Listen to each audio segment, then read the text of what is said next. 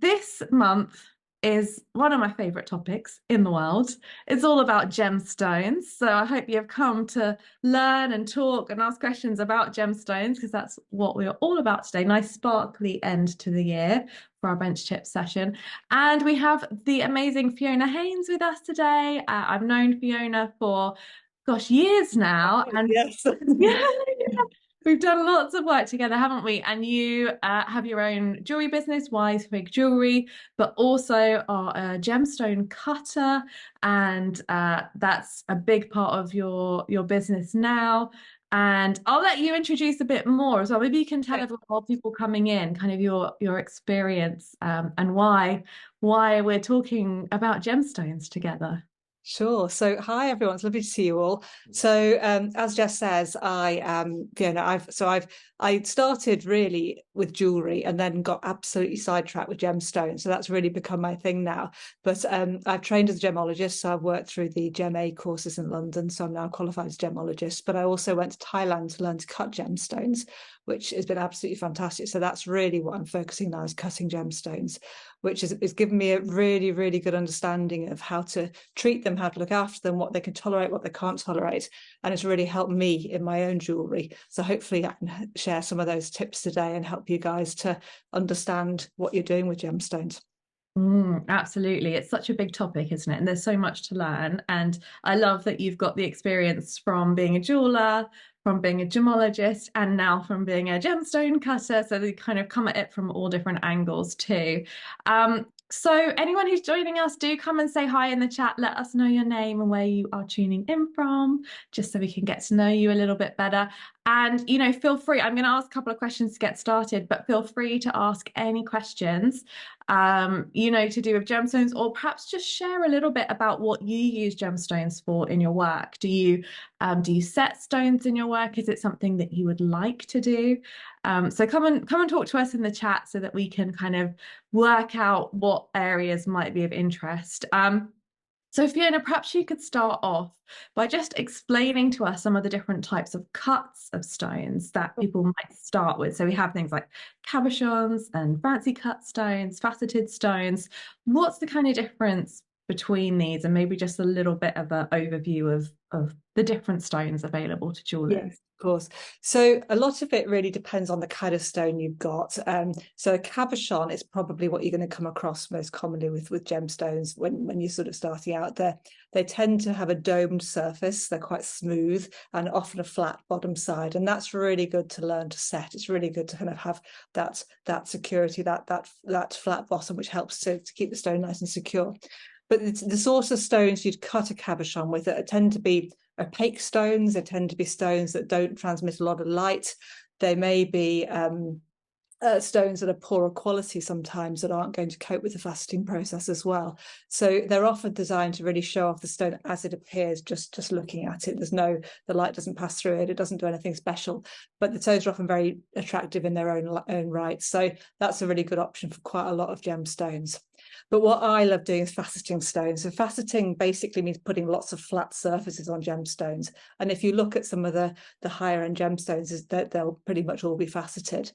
And this works really well for transparent stones. When they let light into the stone, the facets bounce it around and push it back out again. So it really helps to show off the stone. It gives it some sparkle. It allows the color to really shine through.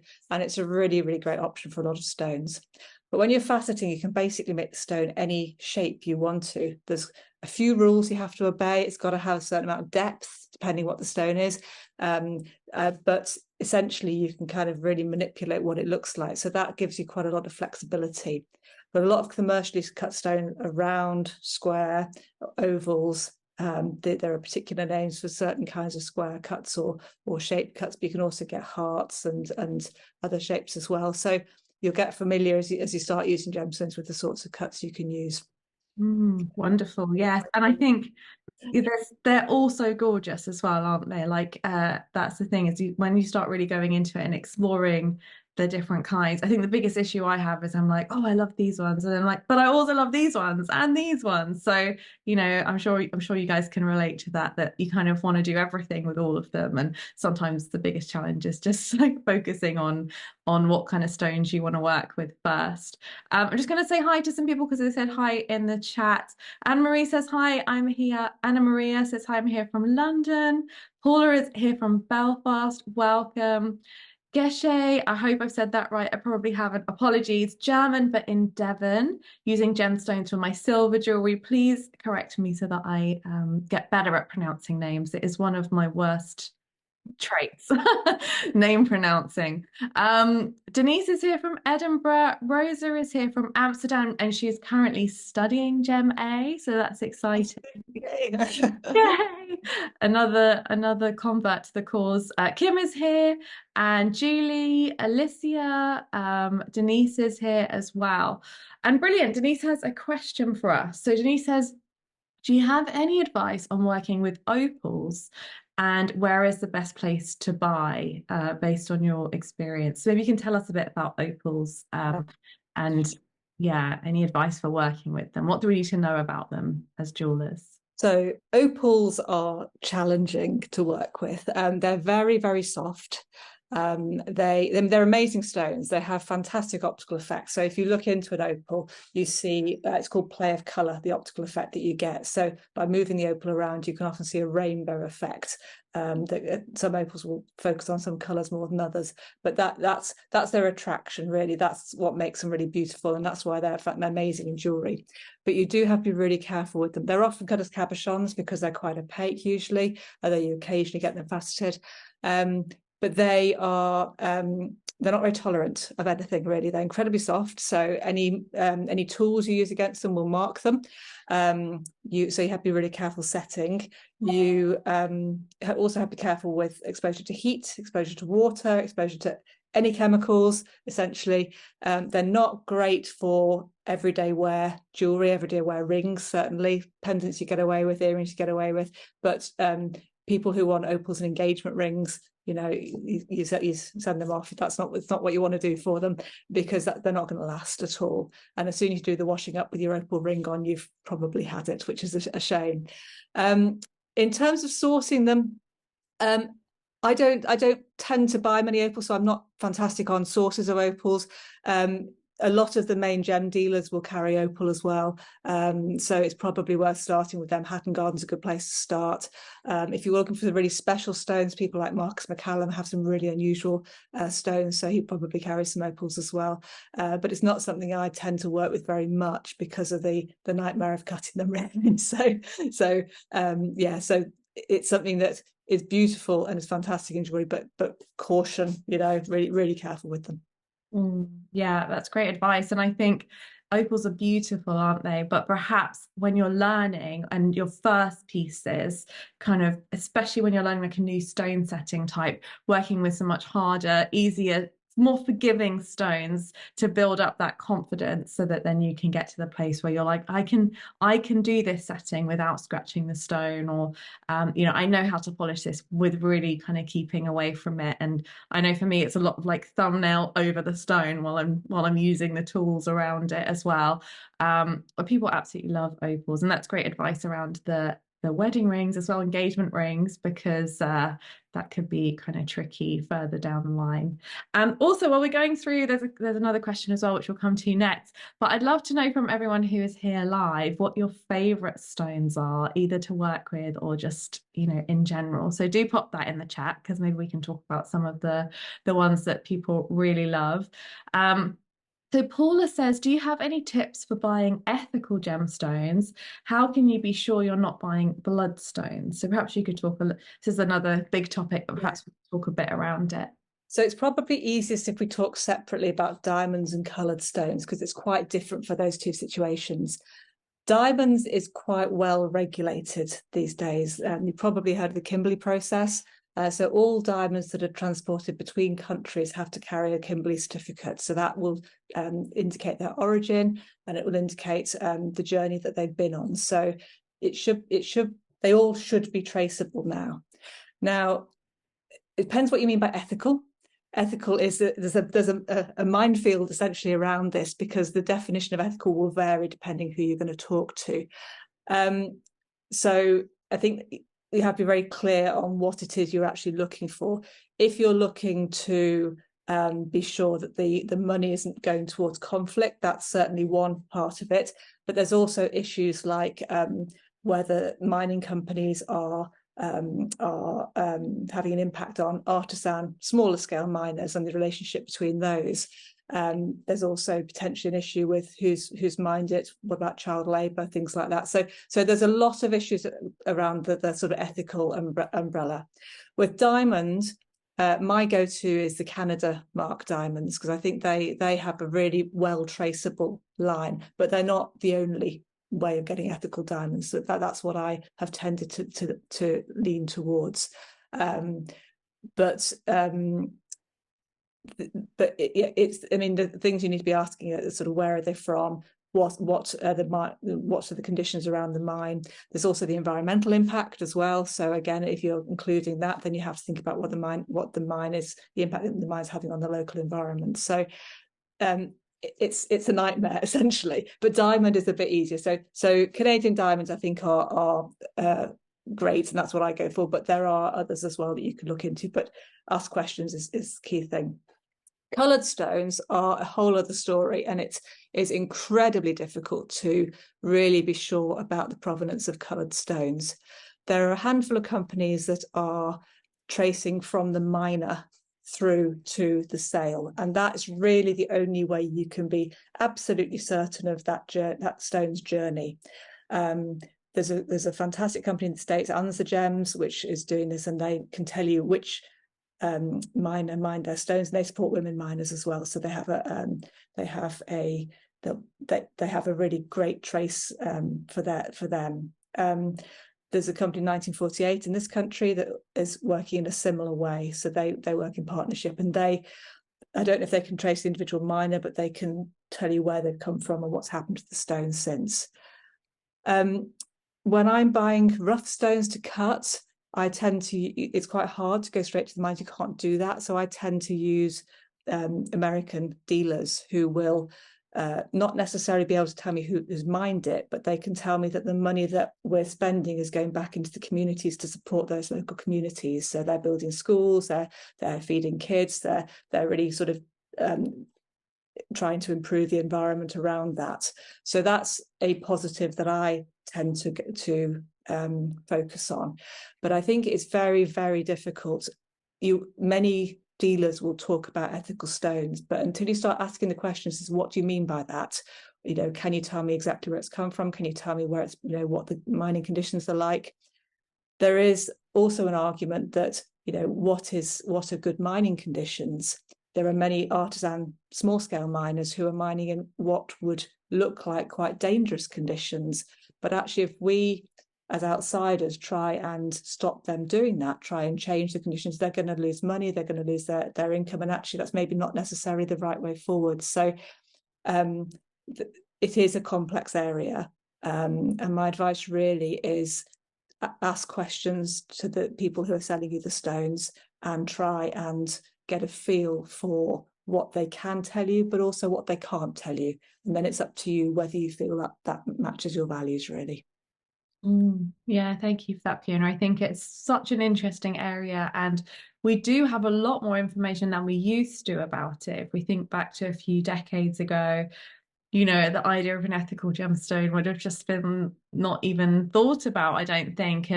But it's still an area where there's lots of questions. And yeah, there's a few companies that definitely have the intention to be as ethical as they possibly can within the parameters of all the things that you just spoke about. And yeah, I think your advice is great for asking questions. And the more we kind of put pressure on the suppliers to answer these kind of questions, the more they'll be motivated as well to kind of move down that direction. And it comes from the consumer too when people are asking about it. But yeah, there's definitely a handful of companies at least who are kind of focused on that area, and that's brilliant.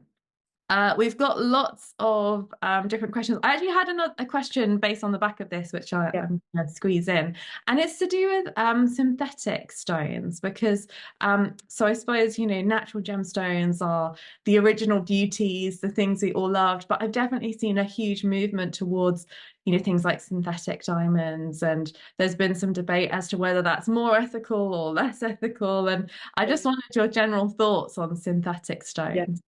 So I think that synthetics definitely have their place. I think the first thing to say about synthetics is you need to know what you're buying, and you need to be able to be open with your customer about what you're selling them. So they need to be very clear what it is and where it's come from.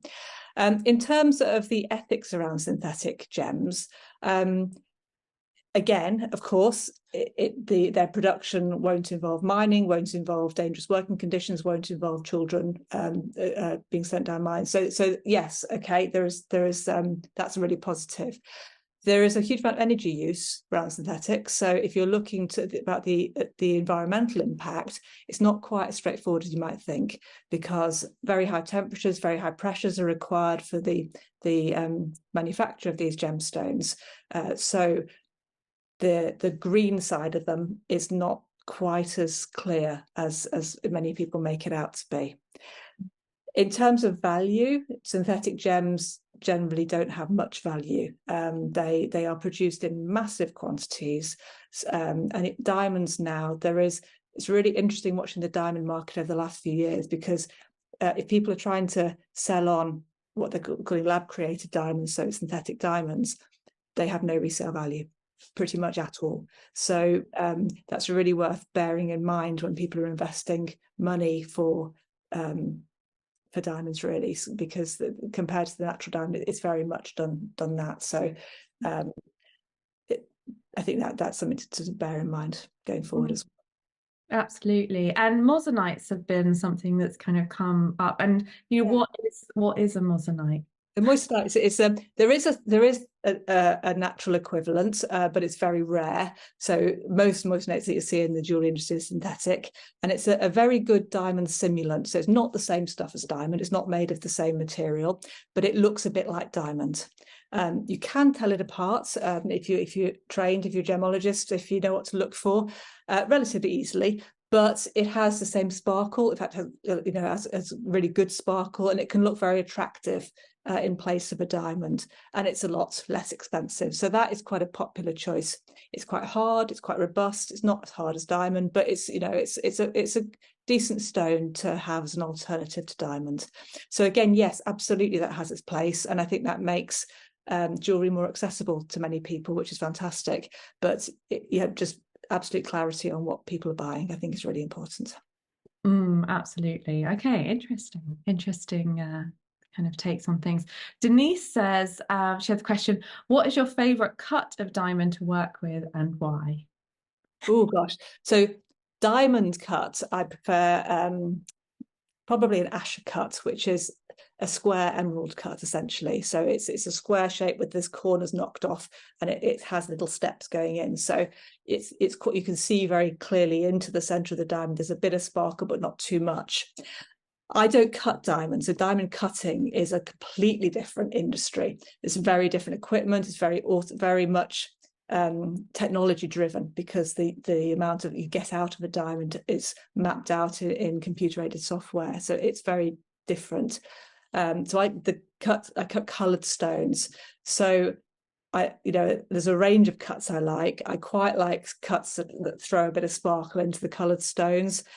So essentially when you put little triangular facets on, you throw sparkle into a stone. So having a squarish stone with a few little triangular facets will push the sparkle in, and will really make it light up. One of the most fun ones I've been cutting recently is something called ametrine, which is a mix of amethyst and citrine. And the way you cut it determines how it looks. So one end is purple, one end is yellow, and you can cut it so that they remain separate, or you cut it so that the light blends and you get a beautiful pinky color with little flashes of purple and yellow every now and then. So that's one of my favorites to play with and to see what you get out of it. Wow, it sounds amazing. Very kind of creative in the process of creating that stone as well. Gorgeous. Good question. Thank you, Denise. And we also have some responses to favorite gemstones.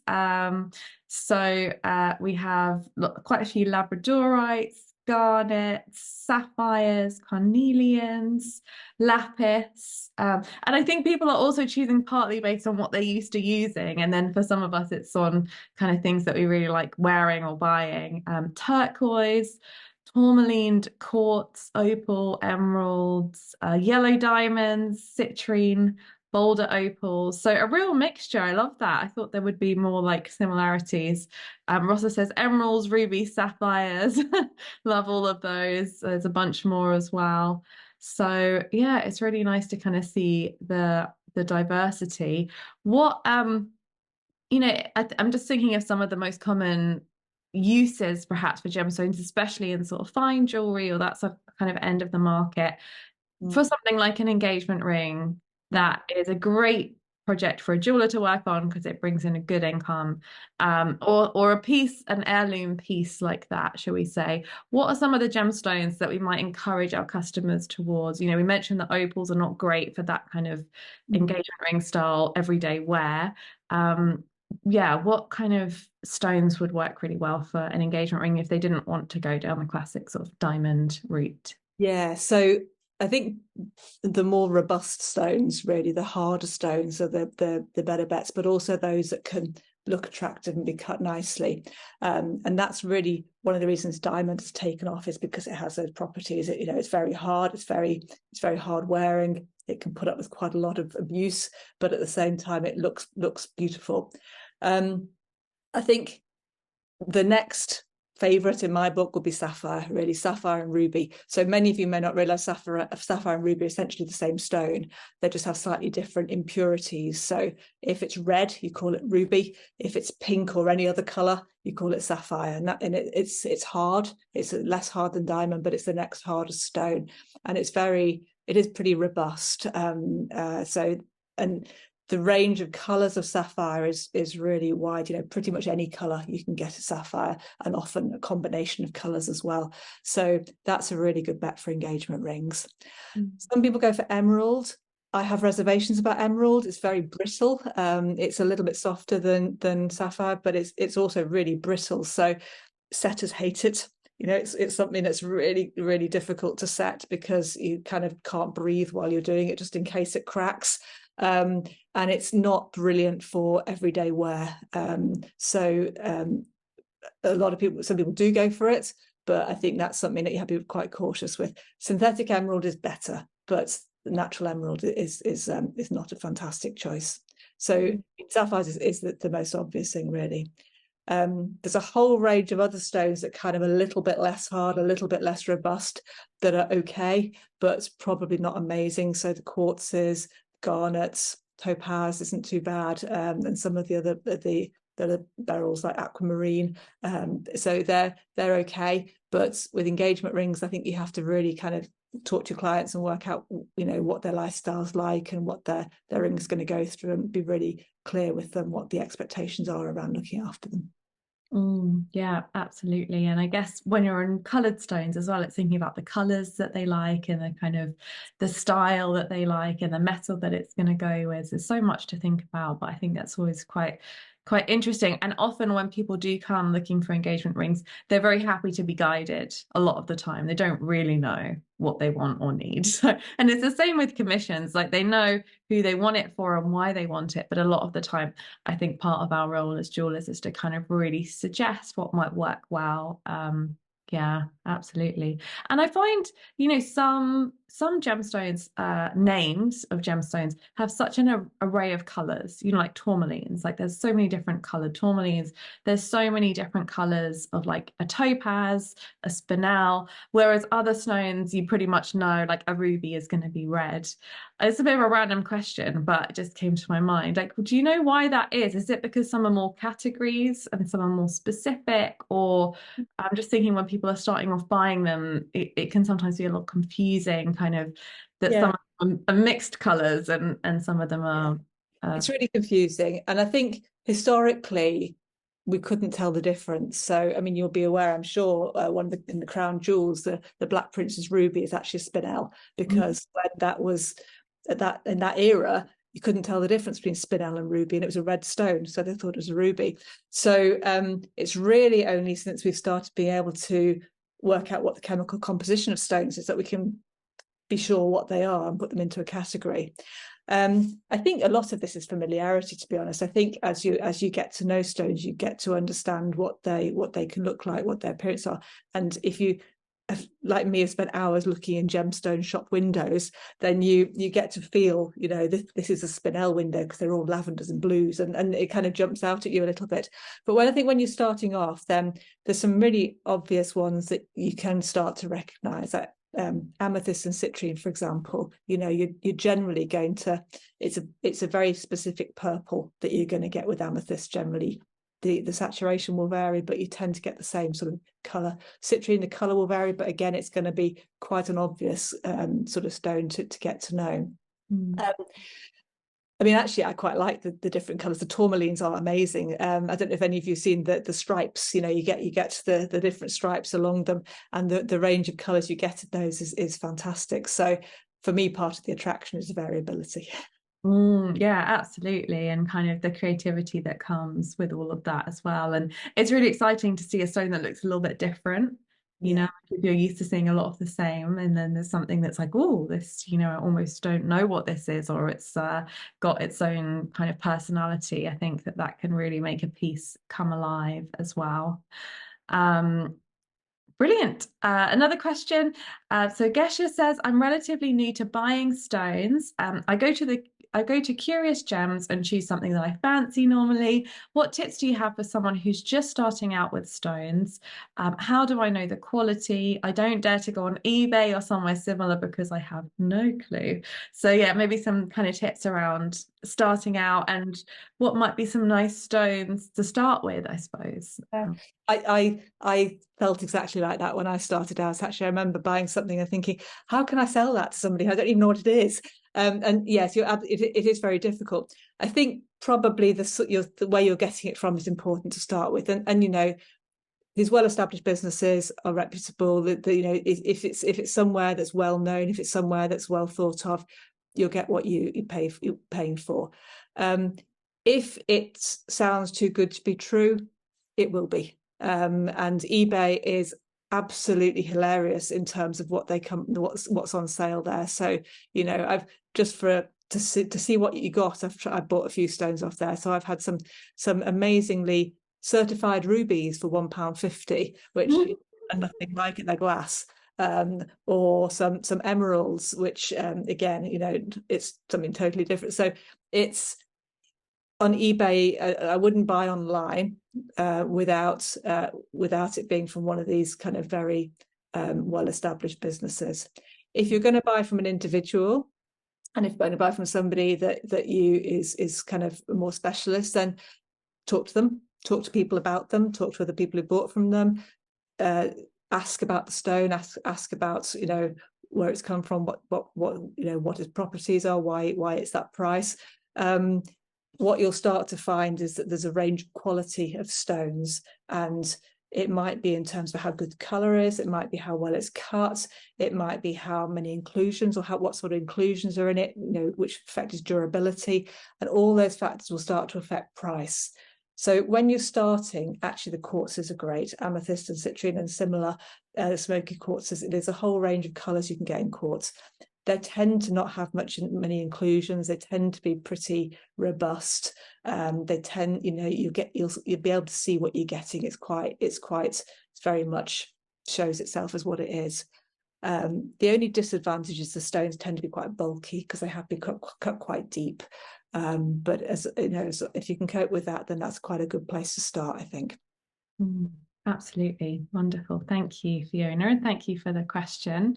The next question is from Rodney. Welcome, Rodney, who says, I'd like to know a little more about the treatments used on coloured stones, such as heat treatment and iridation. So if you could share a little bit about that. Yeah, so most stones are probably treated. Most commercial stones are treated. treatments should be disclosed. They should tell you what's happened to them, and they're treated to improve the appearance. So heating is usually used to improve colour, and irradiation similarly to improve colour. Interestingly, if you think of something like amethyst and citrine, if you heat amethyst, I can't remember which way around it is, but if you heat them, it changes one way, and if you irradiate it, it changes back the other way. So you can get a change between purple and yellow colour with those two methods. The ones to watch out for, I think, are the treatments that improve the clarity and the appearance, like oiling, for example. So if you're looking for, think about rubies are not that easy to come by. High quality rubies are very difficult to come by. And many rubies that are on the market are really heavily treated, so that they've been oiled to improve their appearance. And if you saw them untreated, they'd be covered in cracks and looking quite terrible, but they look not too bad when they're oiled. The problem is that treatment may not be stable.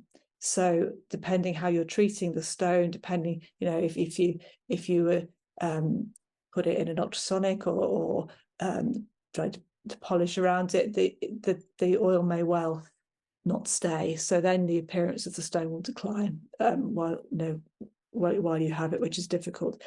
So you have to be quite cautious about that, really.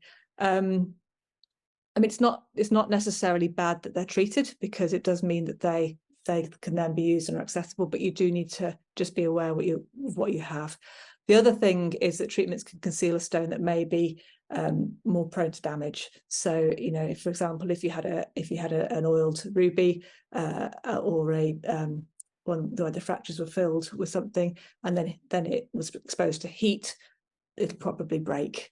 Whereas if you had a ruby without any fractures in it, that would be much less likely to. So you have to be really careful if you're not sure if the stone's treated or not. Absolutely. And I suppose when we're selling our work on to our customers, to our clients, we want to feel really confident that in 5 years, in 10 years, in 20 years, that their stone's going to be, look similar to how it is when we've sold it to them.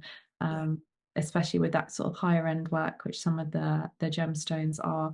What were some of the stones you first worked with, Fiona? Was it like quartz and those? Yeah, I think the quartzes was what I started with, really, just practicing setting. And actually, if you're learning to set, cubic zirconias, cheap as chips, and you can bash them around without causing too much damage quite easily. So that's really good idea to learn to set with. Depending what your focus is for your jewelry, they're attractive. They come in a range of colours. It depends really what you want. I mean, I love the natural gemstones, but if you're just looking to introduce a splash of colour, as long as you're clear about what it is that you're selling people, then it's not a bad thing to use. But really good for practice. That's probably what I'd start with for practice, and then you can, once you've honed your skills a little bit, then you can get braver and start to set some of the more expensive stones. Yeah, absolutely. Love that. There's a question from Tim. Welcome, Tim, who says, have you ever had any experience with purchasing synthetic coloured coronium bouldles? Oh gosh, I'm terrible at pronouncing these kind of things. Maybe you can have a look. And either cutting them yourself. Okay, yeah. You got it. You got the translation. I got it on the side. Yeah. So corundum is ruby or sapphire, and the ball is the shape of the rough when it's manufactured. Yes, I have bought some. I bought them when I was in Thailand from some of the Chinese areas within Bangkok, and I used them to practice cutting. They behave like any sapphire when you're cutting them. They're quite hard. They were quite good to practice with. The colours available were quite limited, so you tend to get the really bright blue or the kind of pinky, kind of fluorescent pinky colour. I don't personally rate them for inclusion in jewellery. I don't like them very much, so I wouldn't ever cut them to include in jewellery. But I think when I was learning to cut, they were a cheap way of getting something that was quite helpful. They're also quite useful. I use synthetic corundum as a tool when I'm cutting to also remove when I get my grinding map, on my polishing wheel, if it gets contaminated, the corundum can remove that quite well. So that's what I tend to use that for. Brilliant. Thanks for the question, Tim. I'm learning about all these things. It's wonderful.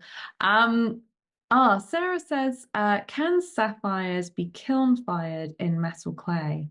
Oh, I don't know if you'll know this one. You might have an idea as to temperatures and I've no idea, but yeah. So I don't work metal clay, but if you're thinking about synthetic sapphire, probably, because it doesn't have any inclusions generally. Sometimes it might be bubbles, might be the odd gas bubble. I mean, essentially the problem with using stones when they get to high temperature is that if you've got something inside and it's going to expand, then the stone will shatter. And that's the main issue.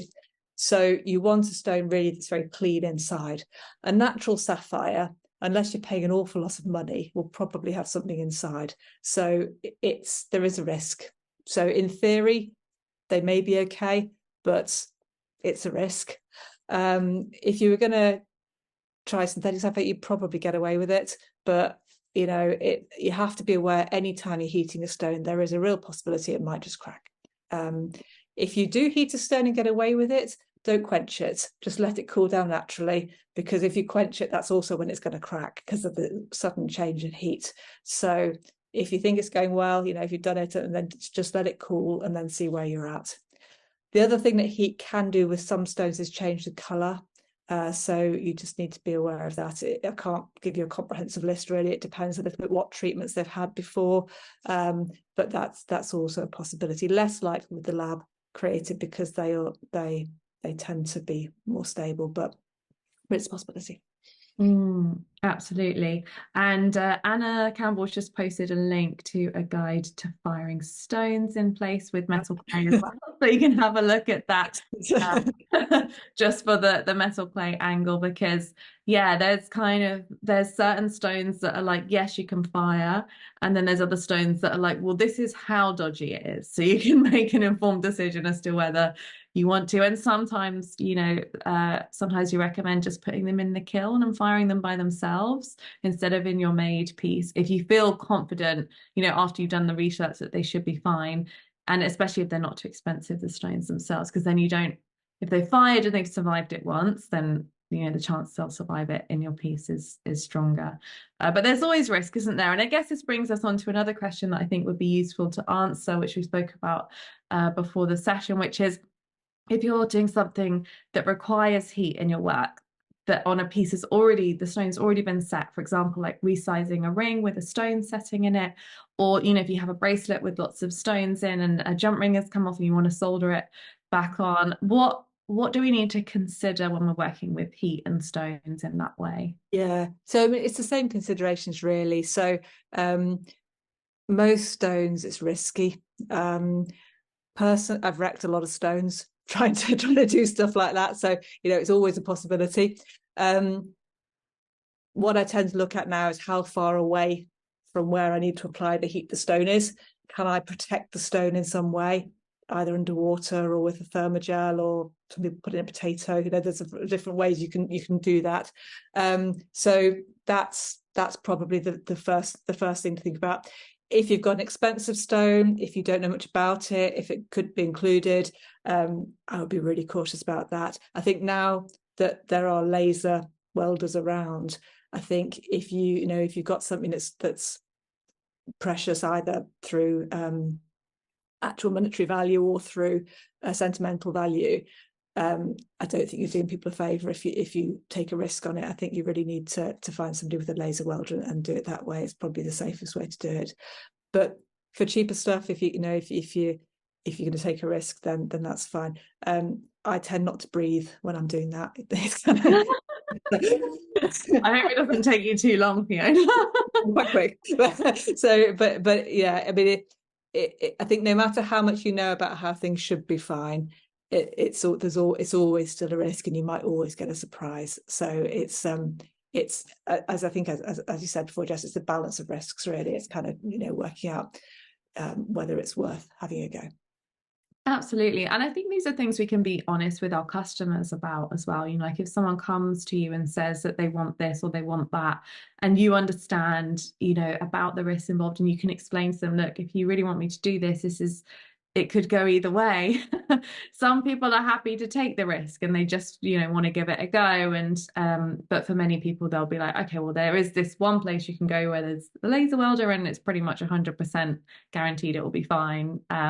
So I think, yeah, because I remember working with a jeweler, we had conversations about this as well, and they were worried about, you know, insurance and kind of like how they can protect themselves against if stones crack when they're working with them. And you know, I think being really upfront with our customers about the nature of gemstones, they are, you know, they're natural. They have, you know, cracks in them sometimes that you can't even see. They have all sorts of things going on, and kind of, yeah, being able to share that process as much as we can. Um, Brilliant. Good questions, guys. Rosa says, what is your opinion on inclusions? Is it a degradation or a plus? So does it kind of make the stone better or worse? And what is your favorite? This is your opinion. Inclusions. I'm a gemologist. Of course, I love inclusions. For me, inclusions are part of the character of the stone. I think they really add to it because I love the story of the natural gemstone. I love the journey it's come on. The inclusions really speak to that story. They really kind of tell you a little bit about its history and it's what it's been through when it's grown. Not everybody agrees with me. So, you know, I think some people are looking for an absolutely clear stone, in which case, you know, synthetic maybe, but you know, so I think you know, they really are a key part of natural stones. Now, having said that, people pay an awful lot of money for natural stones that don't have inclusions, because of the rarity and value and I guess the appearance as well, the beauty of them. So it depends what you're after, really. It's very much personal opinion that. When you're buying gemstones, have a look at them. Most gem dealers are very happy for you to look at them with a loupe. Take one, or they'll have one there, I'm sure. See what's in there, see what you're getting. I mean, some stones, it's a feature. You know, there's some lovely quartzes with fantastic inclusions. I've got quartzes with pyrite inside, with iron inclusions, which are orange, with what you call it, rutile, which is gold. So you know, you have the inclusions can really add to the character of the stone. There are some characteristic inclusions which will confirm a stone's identity and therefore add value. So, for example, with demantoid garnet, which is quite a valuable garnet, it's a green garnet. There's a very particular inclusion that if you see it, you know you've definitely got that, and that therefore really will help you to understand what it is. Did you ask me my favourite inclusion? Was that the other part of the question? Slightly. What is your favorite? Yeah, maybe. I don't know if she means inclusion or your favorite stone with inclusions, but maybe you can tell us whichever. There are millions. My favorite stone is probably sapphire, but there's really variety getting those. My favorite sort of inclusions in a stone, there's something called rain that you get in aquamarine, and if you look inside an aquamarine, you get these sort of little, very fine needles, very pointing in a parallel direction, and that looks absolutely beautiful. You can sometimes get a bit of a rainbow effect the way it refracts the light, and yeah, so that's one of my favorites, I think. Wonderful, brilliant. There has been a couple of other questions around synthetic stones, which you talked about a little bit before. What's the difference between a synthetic gemstone and an imitation or a stimulant gemstone? Okay, so a synthetic gemstone is a gem that is made from exactly the same material as the natural gemstone. So it's the same chemical composition, but it's manufactured in rather than being formed in nature. A simulant or imitation gemstone is a gem that is made to look like that gemstone, but it's made from something entirely different. So, for example, moissanite is a diamond simulant. It's an imitation for diamond, but it's not diamond. It's made from something completely different. But it's made in order, it's used in order to look a bit like diamond. So people want to use it instead of diamond. So that's the kind of difference there. Oh, interesting. So it's like one is the ingredients, the same ingredients, and the other one is the same visual representation at the end. So again, like coming back to our customers, because that's kind of always the focus, is what do they want? You know, do they want something that's perhaps more affordable that looks the same, or something with the same qualities if we are kind of going down the synthetic route? Yeah, brilliant. Interesting stuff. Anna Maria says, I bought an artwork some time ago made with grinded stones. I don't know if there's a way to grind stones yourself, or if it's better to buy the grinded stones. Sounds interesting. Have you ever worked with like grinded stones? I mean, when you're cutting a stone, you're grinding bits off it. That's essentially what gemstone cutting is. But I tend to end up with a really, gooey mess rather than necessarily anything that would look pretty on a picture, I have to say. I suppose, if you're going to crush stones, I suppose that's probably what you're thinking of. So you'd want some way of applying a large force across the stones and crush them into smaller chunks, and that may well be the way to do that. Probably easier to do with poorer quality gems than higher quality gems, because they'll already be cracked, they'll already be prone to breaking. Again, maybe easier to do with some of the softer gems, perhaps. Not something I've tried to do particularly. Occasionally done it by accident when I've managed to knock a gem or something like that. But yeah, I mean, I think probably if you were gonna do that, you'd be looking at choosing something for its color, for its sort of appearance, the appearance of the crushed form, rather than necessarily for the gem qualities that were attached to it, perhaps. Wonderful. Great. Well, I think we've come to all the end of the questions. Hopefully I haven't missed any, but if there's any more, feel free to ask. We have a little bit more time. So I thought what might be quite nice to do and interesting for jewelers listening is maybe to talk about some different settings, and then perhaps suggesting some stones that might, some considerations or stones that might work for them. So perhaps we could start with like a claw setting. So claw settings, there's exposed. Yeah. If let's say we've already done the basic learning, we've used the CZs and we're moving on, what kind of stones might look nice in like a claw basket setting? So the first thing is to think about the way they're cut, so the faceted stones. So you'd be wanting a stone which is going to let light through, a transparent stone, which may have colour. The one thing to think about is the depth of the stone. So I kind of mentioned earlier on that some of the quartzes are quite deep, and the reason that they end up quite deep is that they things like amethyst, because the refractive index of the material, you have to have a really deep stone so the light doesn't just pass through it. That's what makes the light come back up and be reflected up. So if you're trying to put a stone like that into a claw, that can be really difficult, because there's a lot of it. You have to really clear out the setting to fit it in, and then it's a bit awkward. So you probably want a stone that's got a high refractive index, and something like sapphire is absolutely perfect for that. You can make quite a shallow stone that has really good optical quality, optical properties, and that would sit really nicely in a claw setting. Having said that, there's loads of other options, depending what you want to use it for. The harder stones are good, but there's quite a lot of kind of mid-range stones which look great. So topazes, tourmalines, peridots, garnets, anything like that would work well in a claw setting, with caution, with care. So not your engagement ring, but perhaps your cocktail ring, perhaps your occasion ring, or even a claw setting for earrings or necklace. There's a stone called zircon, a natural stone, which has fantastic sparkle, fantastic shine, but it's quite brittle, so it can get damaged quite easily. And I've set that in claws for earrings, and that works beautifully because it catches light very nicely, and earrings are relatively protected. So that works nicely. But when I put one in a ring, I had it enclosed. I didn't dare put it in a claw. Yeah. So some considerations there are just making sure the stone's really well protected, but like you said, a really nice range of stones you could kind of work with for claw. And what about like a collet or a rub over, where it's, the stone is encased in metal all the way around? What kind of stones might lend themselves to that sort of design? So any of the above plus, really. So all the claw ones will also be fine in a collet setting, but the collet also allows you to use some of the more brittle, the more vulnerable stones perhaps as well. So maybe your emerald, maybe your zircon, maybe the softer stones that might potentially crack. So even, there's things like fluorite, which are really soft, but you might get away with it in a collar because it protects it, it holds it in nicely. So I think your range goes up massively once you've got that collet setting. Yeah, absolutely. As long as we're gentle enough with the rubbing over. Not too much rubbing over. Yeah, just enough.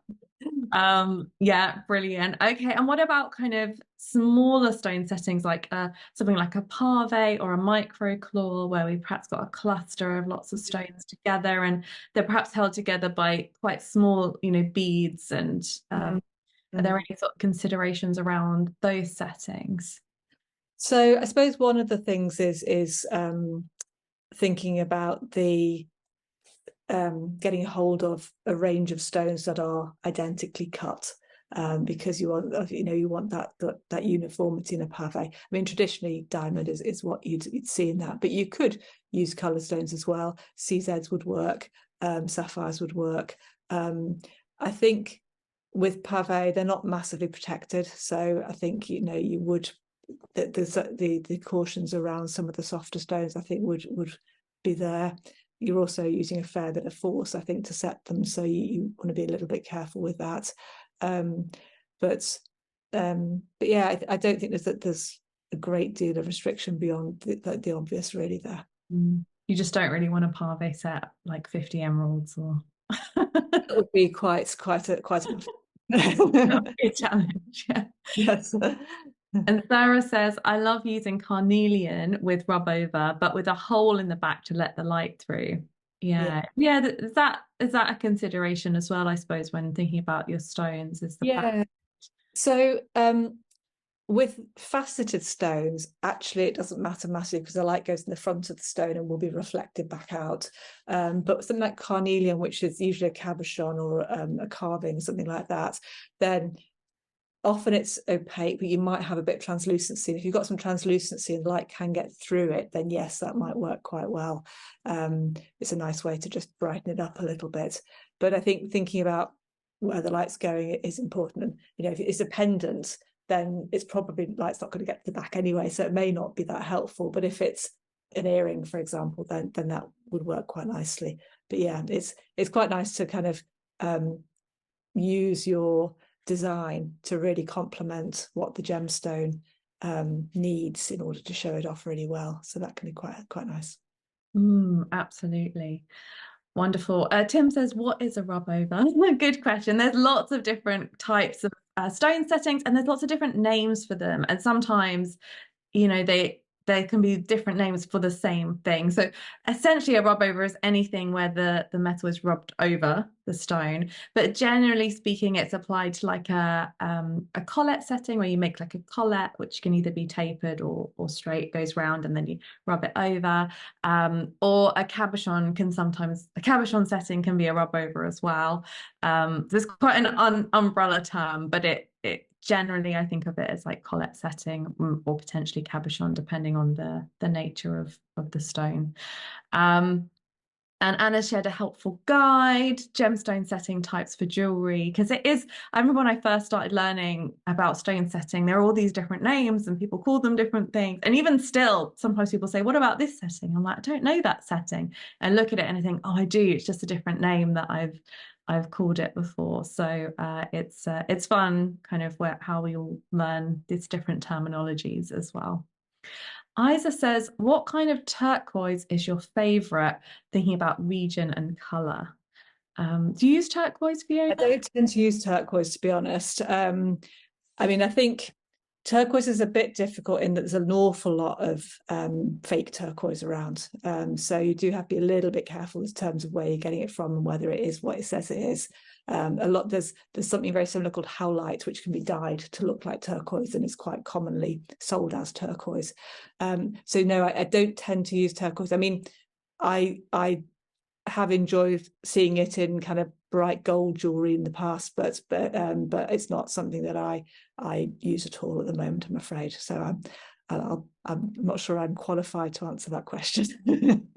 Yeah, I mean, there's just so many different things that come under the umbrella of gemstones, aren't they? But I think it's just so interesting to hear as well what we're interested in. And, you know, and it's great to ask the questions and to keep exploring. And, you know, I'm sure we've all spent hours on Google kind of learning about different things and reading some gemology books. And I think as jewelers, the more we can learn about the materials that we work with, the more confident we are, and also the more we can kind of encourage our customers in the right direction too.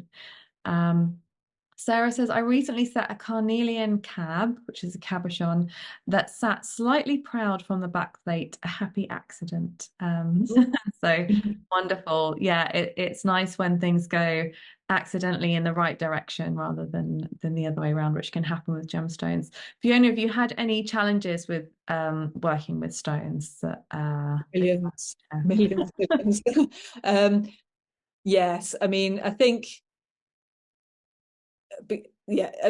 What challenge have I had? I mean, for me, I'm quite lucky as a cutter in that I can generally make the stone and the jewellery match, and it's kind of, it's 50-50 which one I'm going to alter to get the right result. The challenge, I mean, I have broken stones. You know, that happens even with all the care in the world. I've certainly had stones which, you know, when I'm cutting as well, they just suddenly crack and you've lost a corner, and that's gutting because you've got a beautifully symmetric design, so you then have to kind of really start again and rethink what you're doing. But you know, with setting, then it's very much trying to just ensure that you're kind of protecting the stone as you're setting it. And corners are my nemesis, essentially. You know, if when you, I don't know if any of you've tried to set square stones with sharp corners, but yeah, at some point you're going to break it. But it's getting enough space under the corner so that you can cover it over, rub it over without it actually putting additional pressure on that corner. And that's a real challenge. That's very difficult. But it's something that I have managed to get around by just sneaking off the corners when I'm cutting the stones. So that's quite a cunning way of doing it. Very clever. It's very clever.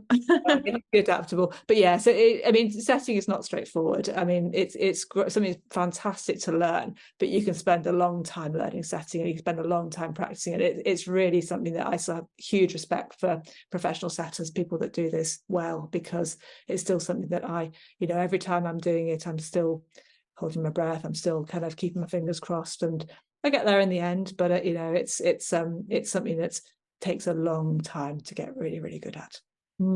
Absolutely. And you know, each gemstone is a different journey, isn't it? Sometimes I think, oh, I've done like loads of this type of setting, it will be straightforward, and then I think, oh, this stone's a bit different. It's not, you know, but also that's part of the joy of it, I think, is that we're able to create these beautiful kind of settings, and it's so satisfying. You know, those of you that have done it will know when you can like carve out often or shape or form this beautiful setting to make this thing that's already really beautiful even more kind of stunning, and showcase it, kind of show it off, and create something that's going to be really important to someone in your customers as well. I have one final question, because I know that, you know, there's we could talk about this all day, but we've not talked about kind of weight and carat. And when I was kind of first buying gemstones, this was something that confused me a little bit. I remember going to fairs where people were selling their stones, and I was trying to work out prices, and they were like this much per carat, and it all just felt a bit like daunting. Tell us a little bit about carat, and just, you know, the basics of what that is, and what we need to know. So a carat is a measure of weight. It's a fifth of a gram, essentially. And gemstones will be weighed in carats. Now, how big they are for each carat depends on the properties of the gem. It depends how dense the gem is, essentially. So you may get some gemstones that look relatively small but have quite a high carat value, and others that look a bit bigger that you know, you might expect that the value to be higher than it actually is because of the materials that they use. With diamond, it's really important, and with diamond, it has a massive effect on value. And even going from 0.999998 carats to 1 carat, there's a big jump in value. So something that's just below a carat is worth quite a lot less than something that is a carat. So when you look at diamond pricing charts, they kind of they're in steps. because each carat carries a premium. Higher carat value stones also have an additional value because they're more unusual. So you get lots of little stones, but fewer big stones. So it's not necessarily that they're going to be proportionally priced. So you might pay, a 10 carat stone might be 20 times a 1 carat stone for that particular material. Essentially for coloured stones, I think it matters a little bit less. It gives you an idea of roughly how big it is when you're maybe seeing it online or whatever. But I think it's really important to actually look at the dimensions, and stone dealers will give you the dimensions of the stone as well. You can't look at it and say that's 13 carats, I therefore know this is this. With diamonds, you can get familiar with it to that extent, but for coloured gems, depending on the material, it's going to look a bit different. So I tend to work by the actual millimetre measurements as well when I'm choosing gems. Absolutely. Brilliant. Yeah. And don't be afraid to ask questions. I feel like that's been a theme, hasn't it, of this session. There's always more to learn. This is an area that you'll never just know everything in. So don't be afraid to sort of ask. And the people that you're buying from, hopefully will be helpful with those questions. And if they're not, perhaps they're not the people you want to be buying from. So I think that that's a nice way to kind of figure it out too. Brilliant. Well, Fiona, thank you so much for coming and sharing some of your wisdom with us this evening. And I think, I've definitely learned things. I think everyone probably has.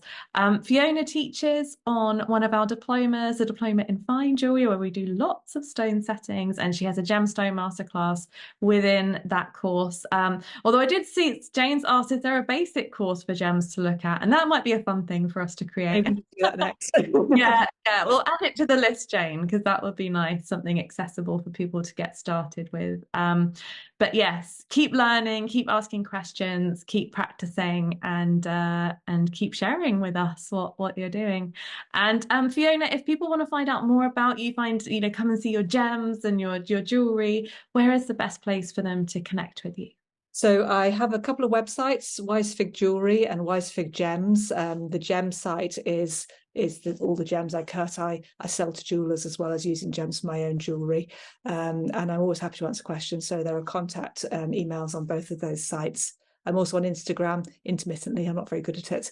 So you can always message me through there if you have any questions as well. Brilliant. Thank you so much. It's been wonderful. And Anna shared a link to the Wise Fig jewelry and, all of those kind of things. Brilliant. Yeah. So thanks, everyone. Merry Christmas. And we will see you in the new year for some more bench tips, some different topics. And it's been wonderful having you guys with us through this session. So take care, Fiona. Take care, everyone. Thanks, Anna, for all your help as well. Bye for now. Bye.